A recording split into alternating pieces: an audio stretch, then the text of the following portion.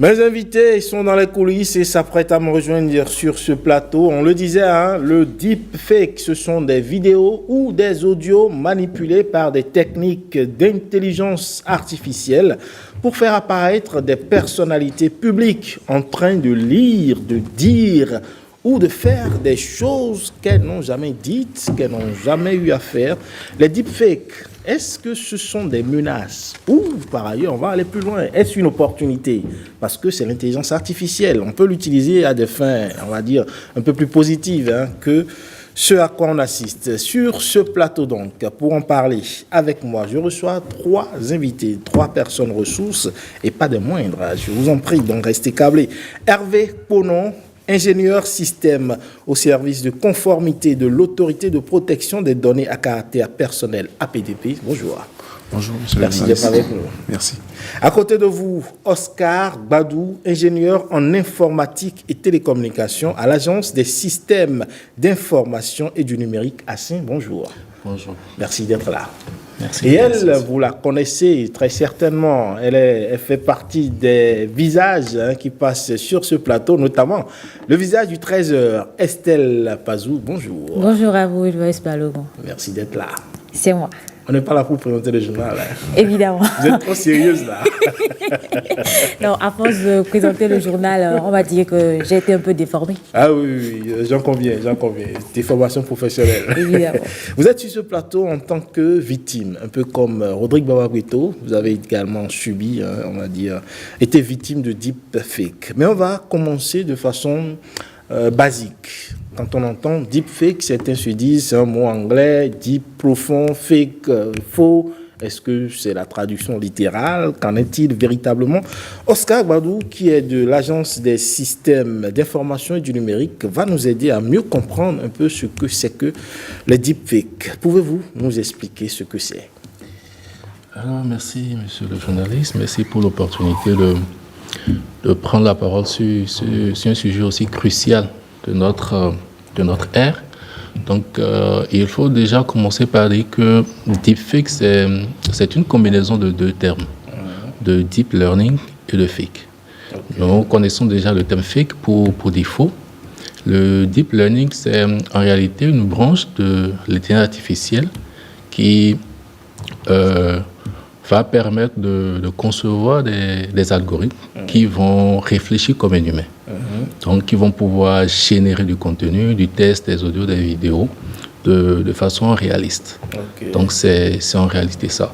Sauf qu'aujourd'hui, nous faisons face à des situations où les gens vont détourner ces applications pour créer du contenu malveillant.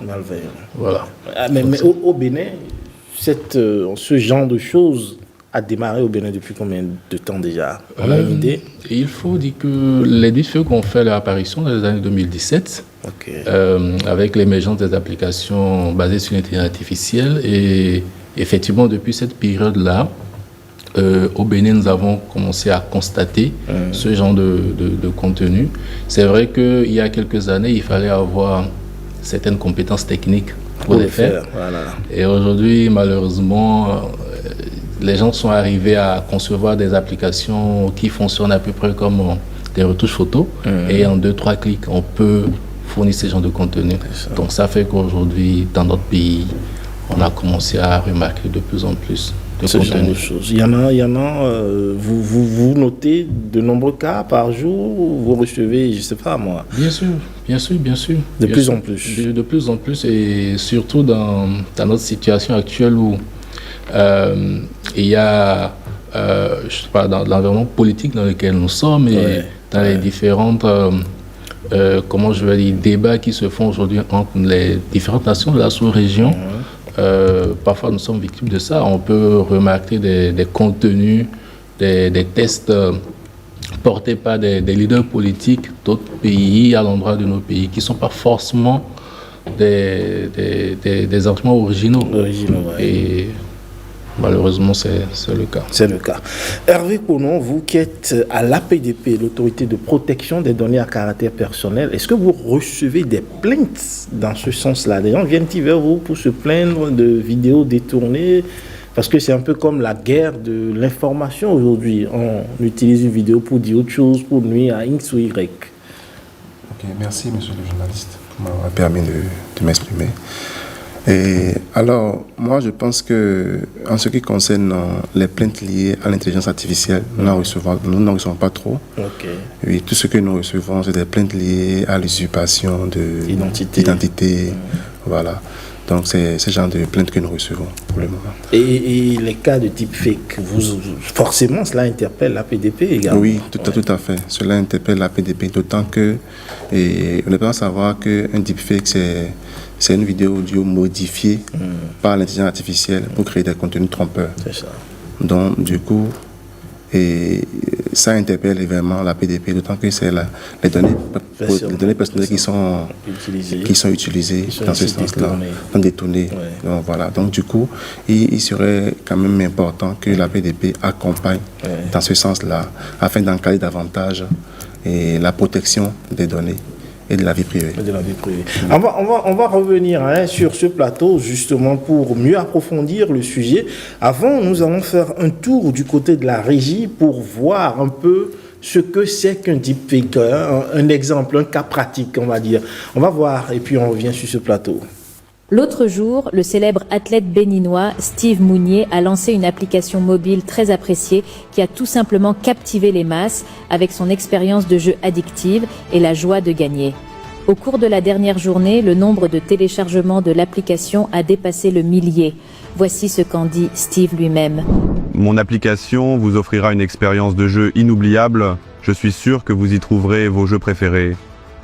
Ce projet est un remerciement à mon pays d'origine pour son soutien fidèle, afin que tout le monde puisse profiter du jeu et de la joie de gagner. Je vous conseille personnellement de l'essayer. Je suis tout simplement ravi de l'application de Steve. Après avoir vu la publicité, je l'ai immédiatement téléchargée et j'ai tout de suite été agréablement surpris. Il y a des centaines de jeux populaires ici et je gagne plus souvent qu'autrement. Je recommande à tout le monde de l'essayer. Mon mari m'a fait découvrir le monde de cette application et depuis, nous avons tous les deux apprécié le jeu et nous nous sommes beaucoup amusés. Merci Steve. Et il y a de plus en plus de commentaires élogieux chaque jour. Si vous voulez essayer l'application de Steve, le lien se trouve sous la vidéo. Voilà à quoi cela ressemble, un deepfake. Je dois dire que cette vidéo est totalement fausse. À aucun moment, Estelle sur ce plateau n'a présenté un tel reportage. À aucun moment, Steve Mounier n'a créé un jeu quelconque pour qui que ce soit. Estelle Pazou, comment on se sent quand on se retrouve ainsi, quand on découvre ainsi qu'on est victime d'un deepfake? Alors, je dois dire que forcément, on est hors propos parce que en fait, je me reconnais dans la vidéo, c'est moi, ma chevelure, mon habit, le studio, enfin presque. Ouais. La voix a été un peu modifiée. Mais vous vous dites, à quel moment j'ai dit ça? Ouais. Je n'ai jamais dit ça. Bon, c'est vrai que sur le coup, je n'ai pas été trop surprise parce que j'ai déjà entendu parler de ce genre de vidéo. Mais je n'ai jamais imaginé qu'un jour je serais la cible aussi. Et donc, bon, c'est arrivé et puis ça m'a fait marrer peut-être un peu, mais j'ai quand même un peu eu peur parce que jusqu'à présent, moi je n'ai rien fait. C'est vrai qu'on a usurpé ma voix, mon identité et tout, mais je n'ai rien fait après. Je suis restée comme si c'était normal, quoi. Comme si rien ne s'était passé. Mais est-ce que cette vidéo a eu une incidence quelconque sur votre vie personnelle ou professionnelle? Ça a commencé à attirer mon attention quand j'ai eu 2 retours de 2 amis qui m'ont contacté sur Facebook et qui m'ont dit qu'ils veulent jouer à ce jeu-là. Et que depuis, ils recherchent la vidéo dans laquelle j'ai présenté le jeu et qui ne retrouvent pas. Ouais. C'est là que je leur ai dit que non, moi je n'ai jamais présenté un jeu. Et là, j'ai compris qu'en réalité, tout le monde ne comprend pas qu'il y a ce genre de vidéos qui circulent. Les deepfakes qui circulent, tout le monde n'est pas forcément au courant et tout le monde n'est pas... Comment dire, tout le monde n'a pas tout de suite le réflexe pour dire attention, ça c'est faux. Ouais. Alors Oscar Badou, est-ce que, ou quels peuvent être les dangers des deepfakes? Là, elle parle d'une expérience vécue, des gens qui l'ont appelé pour savoir comment est-ce qu'on participe à ce jeu-là. Ça fait partie des dangers. Et effectivement, les dangers des deepfakes, c'est déjà ça, l'usurpation d'identité. On peut vous faire passer pour quelque chose que vous n'êtes pas, on peut vous faire dire des choses que vous n'avez pas dites. Et aussi, on peut vous faire du chantage. Aujourd'hui, je n'ai pas envie de dire heureusement, mais heureusement que la vidéo était juste dans le cadre d'une présentation de jeux vidéo. Et imaginons que ça soit par exemple du contenu à caractère pornographique. À partir de ce moment, on peut vous faire du chantage. Et pas simplement, vous êtes peut-être sûr que ce n'est pas vous, mais imaginez vos proches qui reçoivent ce genre de contenu et qui ne sont pas informés ou qui n'ont pas les outils pour vérifier ce genre de contenu. Donc c'est un stress total. Mais c'est énorme, hein, vraiment, hein, si c'était détourné à caractère. Parce qu'on peut changer la tête, ça peut être quelqu'un d'autre, et puis on change la tête, on met la tête de quelqu'un d'autre, comme si c'était la personne. Mais c'est suffisamment grave. À la PDP, c'est suffisamment grave. Vraiment grave. Et vous, à la PDP, est-ce que vous traquez ces genres de choses? Bon, déjà, est-ce que les plaintes, vous n'en recevez pas beaucoup. Et donc, forcément, je pense que ça ne fait pas partie des priorités. Mais de plus en plus, je vais revenir à Estelle. Est-ce que vous avez déposé une plainte d'abord? Exactement, c'est ce que j'ai dit tout à l'heure. Je n'ai rien fait par rapport à ça. C'est comme si ce qui est arrivé était normal. Et je vais dire aussi, c'est peut-être parce que cette vidéo n'a vraiment pas eu un impact, on va dire, négatif sur mon travail, ma vie de famille. C'est peut-être pour ça que je n'ai rien fait. Et ce que je me suis demandé après, est-ce qu'il faut attendre d'en arriver là, avant d'agir. Normalement, face à une vidéo pareille, j'aurais dû me demander qu'est-ce qu'il faut faire pour que ça n'arrive plus. Exactement. Parce que tous les jours, presque de la semaine, je suis la cible de ces personnes-là. Toutes les fois que je viens m'asseoir sur ce fauteuil-là, sur cette chaise-là, pour présenter le 13h ou le 19h, je suis la cible, donc je me livre tous les jours. Et justement, à l'APDP, quelle action peut-on mener? Elle n'a pas mené d'action, mais quand on est victime, qu'est-ce qu'il faut faire quand on vient à la PDP pour se plaindre, par exemple? Quelle est l'action qu'il faut mener? Ok. Bon, si vous êtes victime et que vous venez à la PDP, et nous avons un service contrôle et contentieux qui reçoit ce genre de plaintes. Les plaintes que nous recevons, si ça sort de nos compétences, et nous essayons de le transférer à la CIN.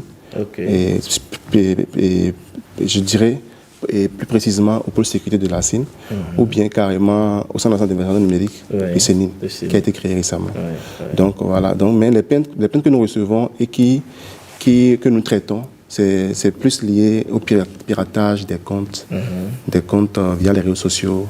Et si éventuellement il y a également des plaintes que nous jugeons traitées en interne, nous essayons d'accompagner les intéressés qui ont été victimes par rapport à ce genre de plaintes.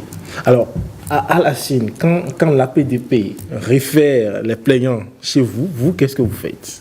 Et effectivement, la CIN, à travers son pôle sécurité et la CNIN, font un travail remarquable. Et aujourd'hui, vous avez pu voir de quoi ils sont capables en termes de tracking des cybercriminels. Oui, tout à fait. Donc, chaque jour, il y en a qui tombent. Hein. Exactement. Et ceux qui continuent de faire ce genre d'actes et qui pensent qu'ils sont intouchables, ce n'est qu'une question de temps. Et effectivement, il faut qu'on prenne l'habitude de porter plainte. Aussi banal que ça soit, c'est quand même très dangereux. Moi, par exemple, j'ai été surpris une fois où un ami m'a appelé parce que il a pris le téléphone de sa mère, que je ne connais pas, et sa mère était dans un groupe WhatsApp où on fait des jeux de hasard et tout, et celui qui a créé ce groupe WhatsApp avait ma photo de profil. Je ne le connais de nulle part. Systématiquement, il faut porter plainte parce que si ça s'empire, c'est moi qu'on viendra chercher. Oui, parce que c'est votre visage qui est dessus. Ou moi, je peux me retrouver dans un lieu public et on va m'identifier comme celui qui est l'administrateur d'un groupe WhatsApp qui arnaque les gens. Donc, il faut systématiquement porter plainte pour que demain, vous soyez protégés. Donc, c'est un message qu'il faut lancer aux internautes, aux usagers. J'aimerais bien savoir, après avoir porter plainte, quelle sera la suite? Parce que souvent chez nous, ce genre faits, de dossiers, je vais dire, ça n'aboutit pas.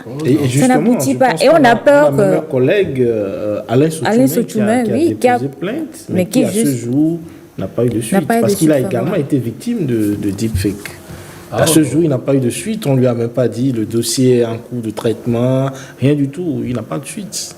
Ça, il va falloir se rapprocher des services de la CNDF et faire une sorte de relance. Mais je peux vous assurer que les dossiers sont traités et que de plus en plus les cybercriminels sont traqués. Et aujourd'hui, avec la collaboration avec l'international, même si vous n'êtes pas sur place au Bénin et que vous êtes à l'extérieur, avec certaines collaborations, aujourd'hui, on est capable de faire des actions. Donc, il faut quand même porter plainte, c'est déjà ça, pour que après, quand quelqu'un viendra vous accuser de quelque chose, que vous puissiez dire, je ne suis pas responsable de ça, j'ai déjà porté plainte, il y a une procédure qui est en cours, et il faut aussi suivre la plainte. Alors, quand il y a ainsi usurpation d'identité, on a pu le voir, il a pu le dire tout à l'heure, sa photo qui s'est retrouvée sur le profil de quelqu'un d'autre qui administrait ainsi un groupe. Quand on est victime d'usurpation d'identité ainsi, qu'est-ce qu'on fait à la PDP? Ou comment la PDP fait pour traquer les personnes qui usurpent l'identité d'autres?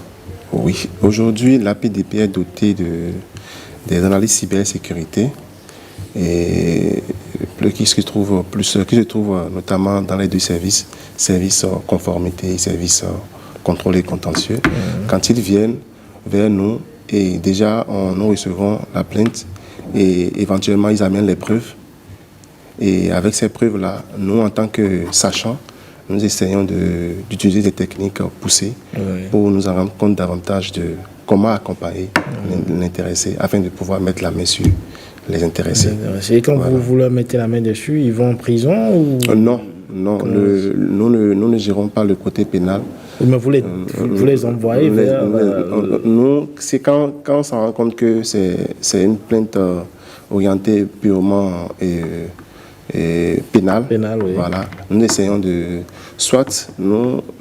d'affecter le dossier à la CIN ou le CENIN pour nous accompagner. Autant qu'eux, ils sont plus avec la police. Ok, donc c'est eux qui, après, appellent l'OCRC entre-temps pour traquer ces genres d'individus malveillants, on va dire. Exactement. C'est ça. Alors, si on en revient un peu au deepfake, M. Gbadou, aujourd'hui, on sait que cela se fait sur Internet, on sait qu'avec l'intelligence artificielle notamment, on peut faire beaucoup de choses, mais est-ce que les deepfakes, on peut les utiliser à des fins plus positives? Exactement, c'est d'ailleurs ça la base normalement. On peut les utiliser dans plusieurs domaines. Je prends par exemple dans le cinéma et du divertissement. Aujourd'hui, avec la possibilité de transposer la voix de quelqu'un sur une vidéo, on peut faire ressusciter un acteur décédé sur un film. Donc ça permet de continuer à revivre ce genre d'action. Ou lorsque par exemple vous voulez réaliser des documentaires. Aujourd'hui on est capable de faire des documentaires sur par exemple la vie de, je vais dire par exemple du président Manga, qui n'est plus parmi nous, mais de façon beaucoup plus réaliste. Parce qu'on a des bandes sonores du président et des photos qui vont nous permettre de reconstituer des faits. Voilà un peu. Et donc, c'est prévu. Les entrepreneurs l'utilisent pour faire la communication sur leurs produits. Tu n'as pas forcément le budget nécessaire pour faire de la réalisation, du montage vidéo. Tu peux faire un script et utiliser ce genre d'outils pour faire la promotion de ton produit. Normalement, c'est à ça que ça devait servir. Et comme on sait qu'il y a toujours des individus tapis dans l'ombre qui veulent tirer profit de tout. Alors, que faire pour ne pas se retrouver victime de deepfake? Aujourd'hui, on est tous sur les réseaux sociaux. Exactement. On a tous nos photos, au moins un compte Facebook, on l'a tous. Pour ceux qui sont plus présents, Twitter, Instagram. Donc, nos photos sont partout aujourd'hui. Et puis, je vais dire, pour Estelle qui se retrouve à la présentation, elle est à la télé tous les jours, en même temps en live sur Facebook, comment on fait pour éviter d'être victime? Déjà, il faut comprendre comment fonctionnent les réseaux sociaux. Et c'est d'ailleurs ce qui favorise l'expansion de ce genre de contenu sur ces réseaux sociaux. Les réseaux sociaux, leurs algorithmes font beaucoup plus la promotion des images choquantes ou certains contenus qui vont attirer de l'attention. Et bien que certains essayent de faire certaines vérifications, il est extrêmement compliqué de faire de la vérification en temps réel. Donc, ce qui fait que tout de suite, on a la facilité d'envoyer ce genre de contenu. Et comme aujourd'hui, nous avons des internautes qui ne sont pas forcément bien informés, et ils prennent les informations au premier degré et très rapidement, ça devient viral. Donc, il y a cela. Le deuxième fait, c'est que les intelligences artificielles se nourrissent de données. Ouais. Donc, plus il y a de données sur vous, plus vous êtes exposé. Donc, il faut trouver ces réseaux sociaux qui permettent la protection de nos informations. C'est sur ces canaux-là que si nous avons envie de publier de la vidéo, de la voix, c'est sur ces canaux que nous allons les publier.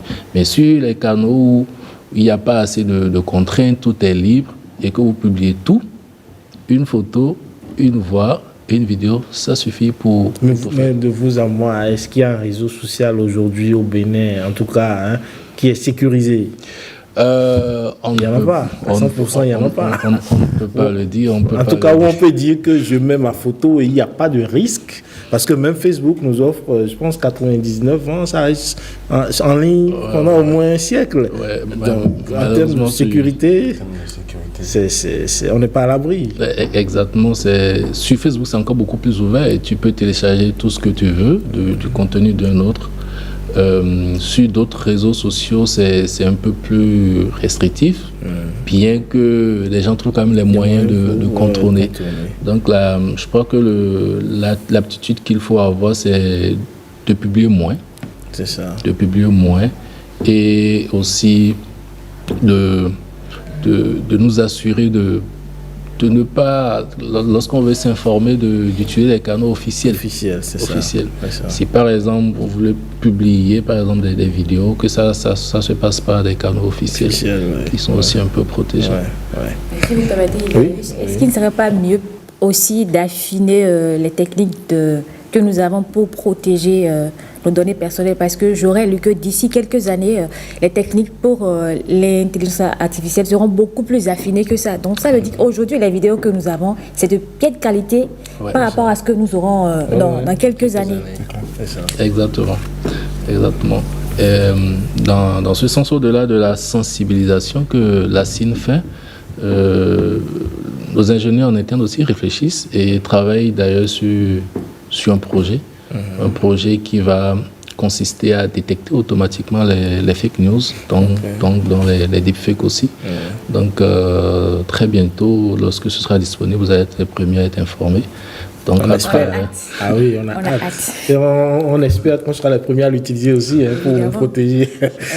Pour ça, on veut bien être les cobayes. Ah oui. Vous voulez réagir? Si vous me permettez aussi, moi je conseillerais aux utilisateurs les bonnes pratiques d'hygiène. On va revenir au conseil, ne vous inquiétez pas, on va revenir au conseil tout à l'heure. On ira faire un tour encore du côté de la régie pour voir Rodrigue Babagbeto également, victime de deepfake. Il également, malheureusement, a été une victime un peu comme Estelle. On va suivre la vidéo et on revient. Bon, de toute évidence, la vidéo n'est pas encore disponible, mais je reviens à vous, à l'APDP. Comment est-ce qu'on s'arrange aujourd'hui pour voir sa vie privée, ses données personnelles et même son image respectée sur la toile? Comment on s'arrange pour que tout ça soit respecté sur la toile? Oui, comme je disais tantôt, c'est d'abord les bonnes pratiques. Oui. Les bonnes pratiques d'hygiène. Parce que c'est comme un coup de canon. Quand vous le mettez, quand ça passe, c'est fini. Vous ne pouvez plus rattraper. Donc, du coup, il faut savoir déjà, comme l'a dit tout à l'heure l'ingénieur de la CIN, il disait de faire en sorte d'éviter les publications anarchiques. Même si vous devez publier, il faut d'abord réfléchir à maintes reprises et savoir ce que vous voulez publier ne portera pas atteinte ou bien ne donnera pas une possibilité à un attaquant de pouvoir l'utiliser à des fins malveillantes. C'est ça. Voilà, donc du coup, moi je pense que déjà, il faut tenir compte des bonnes pratiques. Et même si vous avez un compte Facebook, il ne sert à rien de pouvoir se mettre à publier n'importe comment. À exposer sa vie privée, parce que ça peut vous rattraper demain. Ouais. Ce que vous expliquez aujourd'hui, ça peut vous rattraper. D'autant que si on suppose même que vous êtes jeune et que vous aspirez à être à des postes de responsabilité et que vous publiez n'importe comment les données, ça va vous rattraper. D'autant du fait que aujourd'hui, nous avons la possibilité, via les moteurs de recherche, d'en savoir un peu plus sur vous. C'est ça. Ouais. Vous serez en face d'un recruteur qui va juste taper votre nom via un moteur de recherche et il verra tout ce que vous avez publié par le passé. Ouais. Et ça peut empêcher votre recrutement, un handicap pour votre recrutement. Donc, alors Estelle, j'en reviens à vous, cette expérience malheureuse que vous avez vécue de deepfake, est-ce qu'elle a affecté un peu votre perception des réseaux sociaux ou même de la technologie de façon générale? Aujourd'hui, on ne peut pas s'en passer de la technologie, mais votre rapport aujourd'hui aux réseaux sociaux et à la technologie? Faut dire que de nature, je n'étais pas très présente sur les réseaux sociaux. Ouais. Je mets rarement des photos de moi sur les réseaux sociaux et même sur mon WhatsApp, je mets rarement des photos de moi en profil parce que justement, je me suis toujours dit, avec mon métier, je suis déjà suffisamment exposée. Donc, il ne sert à rien d'en rajouter. Et on va dire que ça me conforte davantage dans ma position de discrétion sur les réseaux sociaux. Je ne suis pas du tout... Enfin, la page Facebook que j'ai créée depuis, on va dire, 10 ans, on me l'a piratée proprement. On a changé mon nom et ça m'arrange. Ah, donc du coup, vous n'avez plus de Facebook? J'ai de Facebook, mais ce n'est pas sous le nom Estelle Pazou et ça m'arrange beaucoup. Oui, mais à la base, si je ne m'abuse, vous avez créé le compte avec votre nom. Avec mon nom. Donc à la base, votre nom est toujours là. On a peut-être changé le nom sur... Enfin, quand on va dans le profil ou l'onglet à propos, je ne sais pas, vous avez des informations de moi, mais donc vous n'êtes pas en profil, ni la photo, ni le nom. Il faut signaler ce compte-là, c'est mieux, n'est-ce pas? En réalité, on a piraté le compte, j'ai pu le récupérer. Je voulais remettre mon nom, mais Facebook me disait d'attendre 6 ou 9 mois, je ne sais pas, pour remettre. Mais les 9 mois sont passés, je n'ai pas changé parce que ça me va. En tout cas, on vous donne le conseil ici, il vaut mieux supprimer le compte pour qu'après cela ne vous rattrape pas. C'est très important. Alors, on en vient à présent au conseil.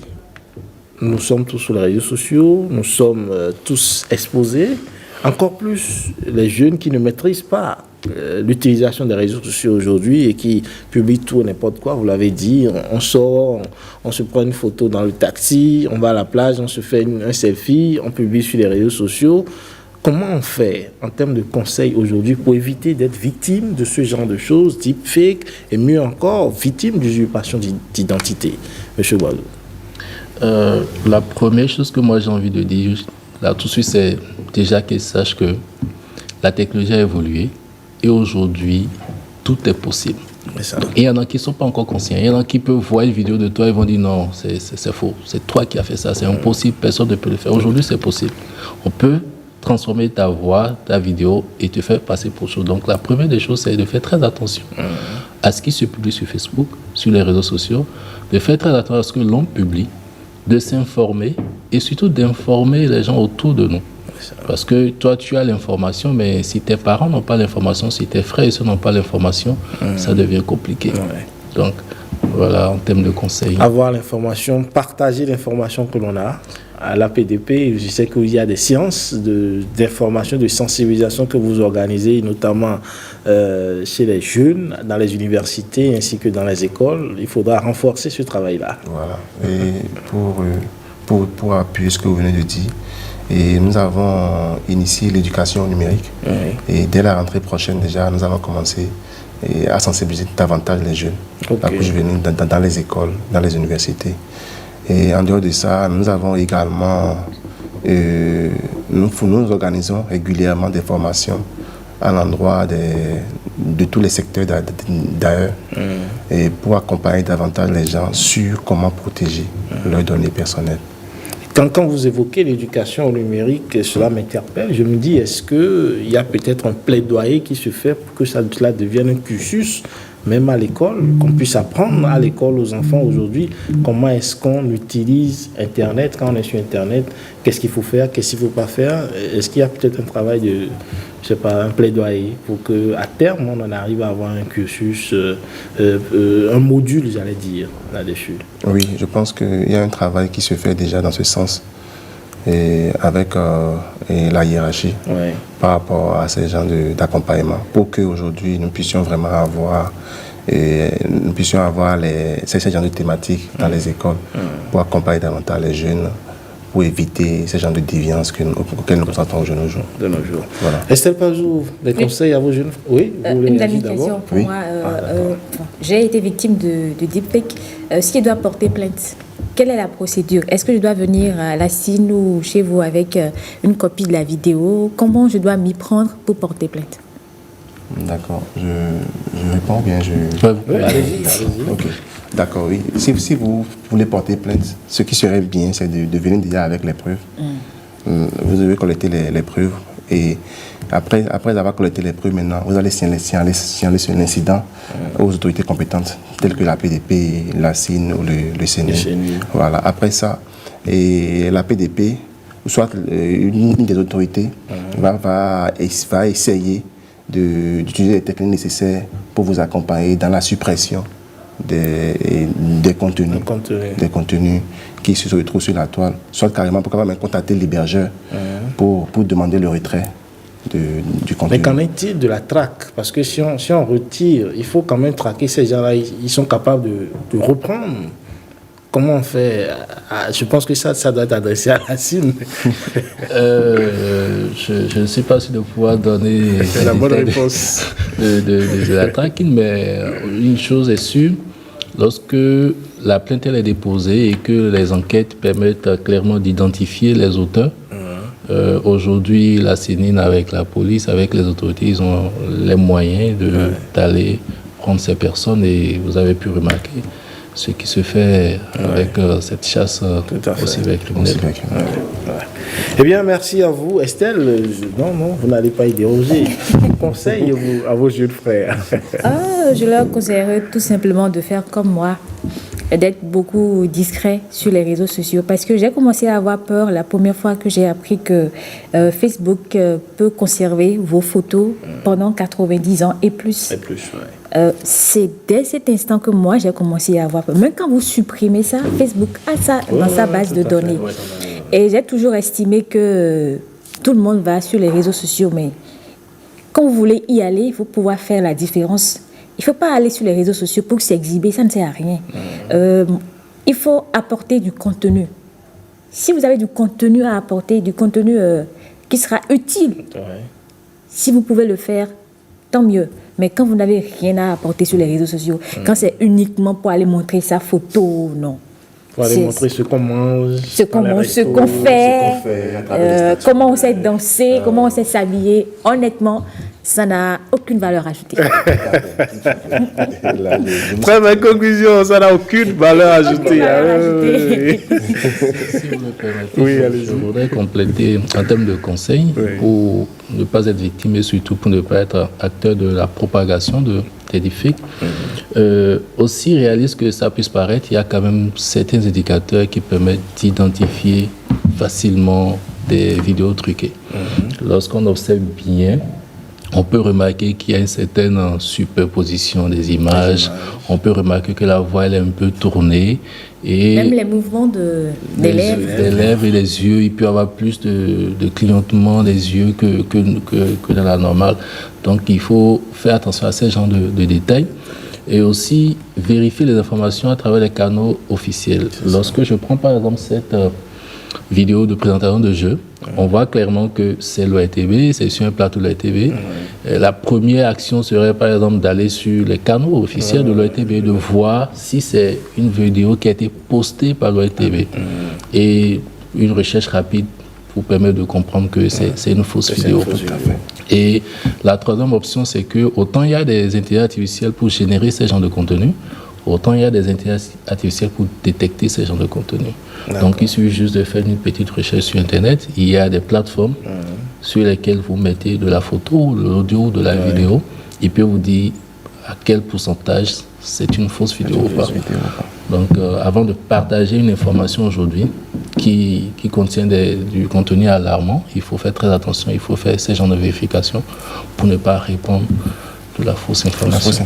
On va espérer que la CIN ou la PDP nous aide aussi à avoir une telle plateforme chez nous aussi, pour nous permettre de nous habituer à aller directement au lieu d'aller sur les plateformes créées par les autres. Parce que le Made in Bénin aussi, il faut qu'on en fasse la promotion. Il faut qu'on se mette à jour. Tout à fait. Merci Estelle Pazou pour ces échanges, pour avoir partagé avec nous votre ressenti sur cette vidéo qui a circulé sur vous, c'est ce deepfake qui a circulé sur vous. Merci également Hervé Conon, ingénieur système au service de conformité de l'APDP, l'autorité de protection des données à caractère personnel. Merci pour les conseils. Merci pour l'éclairage. Oscar Wadou, ingénieur en informatique et télécommunications à l'Agence des systèmes d'information du numérique à CIN. Merci également d'avoir été des nôtres ce matin. Merci. On se dit à très bientôt.